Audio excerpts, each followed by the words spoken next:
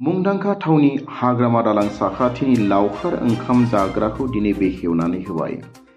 2023 इंराजि गोदान बोसोरखौ रंजानानै बरायनो चिराङाव बेखेवना होबावबाय मोनसे मुंदांखा थावनि हाग्रामा दालां साखाथिनि लावखार ओंखाम जाग्रा जायगाखौ।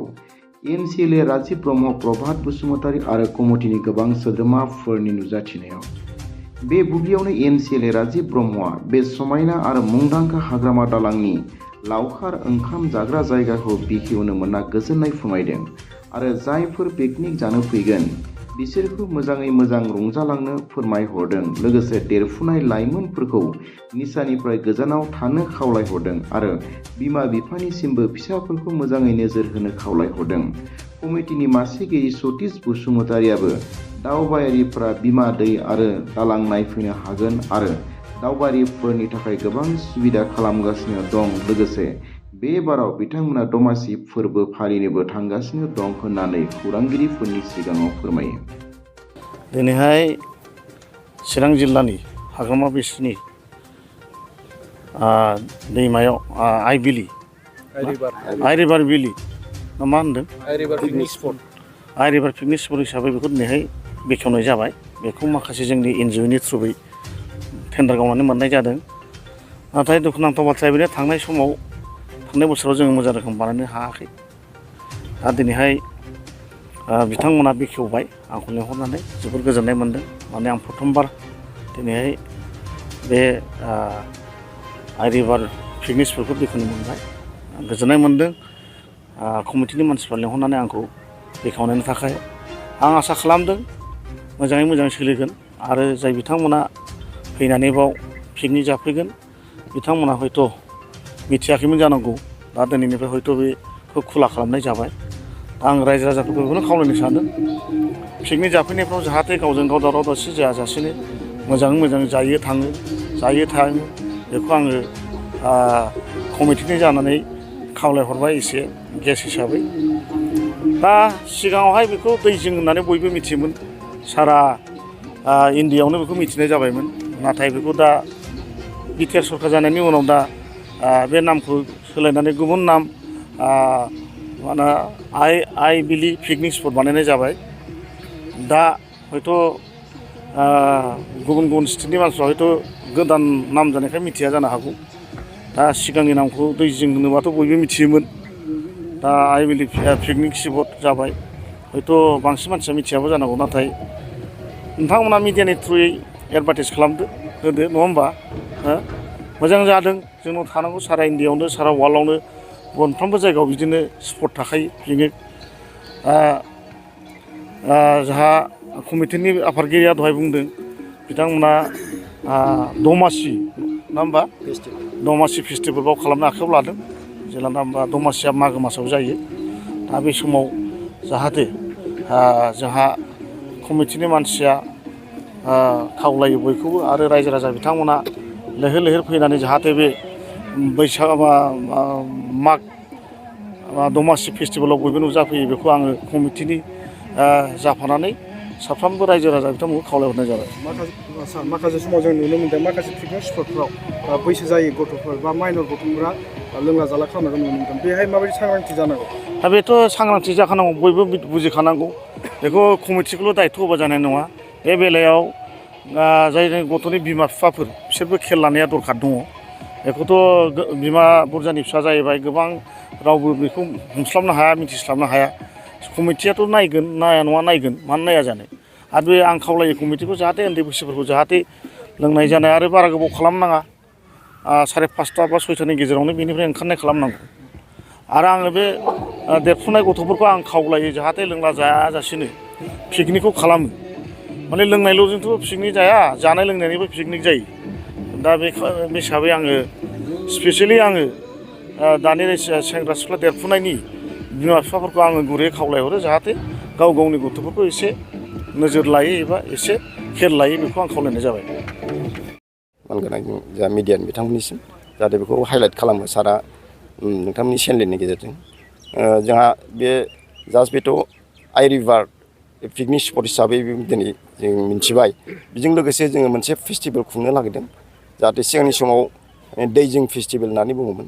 दै जिङाथ' माखासे बिथिङाव बे जिनिसखौ माबा थाबाय दोनथ'बाय दा जोङो बेजों लोगोसे मोनसे प्लेनिं लानो नागिरदों जे फैगौ बे दमासि फोरबो जानुवारि 14-15 बिनिफ्राय जायो जोङो बिनि एसे सिगां 10 थारिख जानुवारिनिफ्राय मथा मथि 10-15 दिनसो जोङो बेवहाय फुड फेस्टिभेल माने आइ रिभार दमासि फेस्टिभेल बे मोनसे खुंनो थाखाय जोङो एसे सानबाय थादों आरो बेखौ जों प्रसासननिफ्राय बे जुदि पारमिसनखौ मोनोबा आरो सरखारनिफ्राय बे पारमिसनखौ जोंनो होयोबा जों बे फेस्टिभेलखौ खुंनो थाखाय जों थियारि।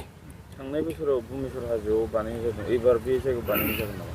थांनाय बोसोरनि बे भुबनेश्वर हाजोनियाथ' एसे आलादा बिराद गिदिर जायो जोंनावबो गोदो बे दैजिं खुंनाय समाव जायोमोन खिन्थु देग्लाय जोङो गोदान जों स्टेप लादों जोंहा माखासे सिगां बे दैजिङाव माखासे इनभल्भ थानानै खामानि मावनाय एक्सपिरियेन्स गोनां आइडिया गोनां दं जोंबो दंमोन बै समाव दा जों मिक्स आप जों बोरैबा बे भुबनेश्वर बादि मोजां मोनसे एट्राक्सननि गेजेरजों बे फेस्टिभेलखौ खुंनो हायो बिनि थाखाय जोङो प्लेनिंखौ जों लालांबाय थागोन। जोङो बेखौ गोबां नेरा नाजानानै जोंनि जे NGOआ बे आइ रिभार पिकनिक स्पटखौ जोङो BTC टुरिजम डिपार्टमेन्टनिफ्राय बावैसो साननैनि सिगां जोङो बिनि अर्डारखौ मोन्दों दा बे अर्डारखौ मोननाय हिसाबै जोङो हाखु दाखुब्लाबो नैबे दानि बे पिकनिक स्पटखौ जोङो बेखेवनो थाखाय दिनै जों लाहार फाहार खालामबाय आरो अलरेडि जोङो दा मानगोनां आलासि श्री राजिब ब्रह्म MCLA बिथांखौबो हांख्रायनानै जों बिथांनि आखाइजों फिथा हास'खांबाय जों दा बे बेलायाव जोङो बे पिकनिक स्पटखौ मोनसे जा मोनसे उद्देश्य दं बे उद्देश्यआ जाहैबाय बेखौ जों बोरैहाय कन्टिनिउ लांबाय थानो हायो। थांनाय बोसोराव हयथ' बे गेप जादोंमोन माखासे गोदान सरखार फैनानै सरकारा बेफोरनि प्लेनिंफोरखौ लास्लाबनो हायाखै खिन्थु एबार सरकारा मोनसे गोजोर सरकार जानानै एबारनिफ्राय बे प्लेनिंखौ लादों आरो बेखौ टेन्डारिं प्रसेसजों बे जिनिसखौ खालामहोदों सिगाङाव टेन्डार जायामोन खिन्थु देग्लाय BTCआव बेसेबां टुरिजम स्पटफोर दं बा पिकनिक स्पट दं बेखौ टेन्डारिं खालामदों हिसाबै जोंनि NGOआ बे टेन्डारिंखौ लाबोबाय अर्डारखौ जों मोनबाय हिसाबै बेखौ जोङो मोजाङै जोंनि मेनेजमेन्ट कमिटिनि थ्रुयै जों बे स्पटखौ डेभेलप खालामनो थाखाय आखायाव लाबाय आरो जाहाथे बेफोर जोङो बे हाबाफारियाव जाहाथे माबा मोनसे आनथावार्ड इन्सिडेन्ट बेफोर जाया बिनि थाखाय जोंनि मेनेजमेन्ट कमिटिया जेब्लाबो जोङो सांग्रां आरो बेखौ जोङो प्रसासननि गेजेरजों बेखौ जों कन्ट्रल खालामनो थाखाय जोङो नाजागोन। बेरायनो फैग्रा पिकनिक जाफैग्राफोरनि थाखाय मा सुबिदाफोर खालामना होदों? बेरायनो फैनाय जायफोरा बेहाय पिकनिक जाफैगोन बिथांमोननि थाखाय सुबिदाखौ जोङो नै दासो जोंहा खामानिया जागायगासिनो दं साननैसोल' जादों अर्डार मोननाया आरो दिनैसो जों बेखौ बेखेवबाय हाखु दाखु एसे लेटबो जाबाय दा हिसाबै जोंनि जि मावग्रा जायफोर हाजिरा मावग्राफोर दं आरो जोंनि मेनेजमेन्टनि मावथि बिथांमोन दं बिथांमोनखौ जोङो खामानियाव लागायदों जेरैखि जाया जों माबा मोनसे माखासे जों डेक'रेसन जों खालामलांगोन जास्ट जों दिनै गेटआबो दिनै टेम्परारि बेखौ जोङो बावैसो उनाव आरो साजायनानै जों बेखौ मोजां मोनसे एट्राक्सन मोनसे सिनारिखौ जों लाबोगोन आरो बे मथेनो जों बे मेनेजमेन्ट कमिटिया जों दिनै नेचारेल हिसाबै मा नुनो मोनो? नेचारेल हिसाबै बेवहाय आइ रिभार बे आइ दैमायानो बिसेसकै बेवहाय मोनसे माने मिथिंगायारि माखासे माबाफोर थाबाय नुथाय गुबुन जायगानि मानसिफ्रा बेखौ नुवा आरो हाग्रामाया ब्रिजआथ' बे 1 किल'मिटारनि बारा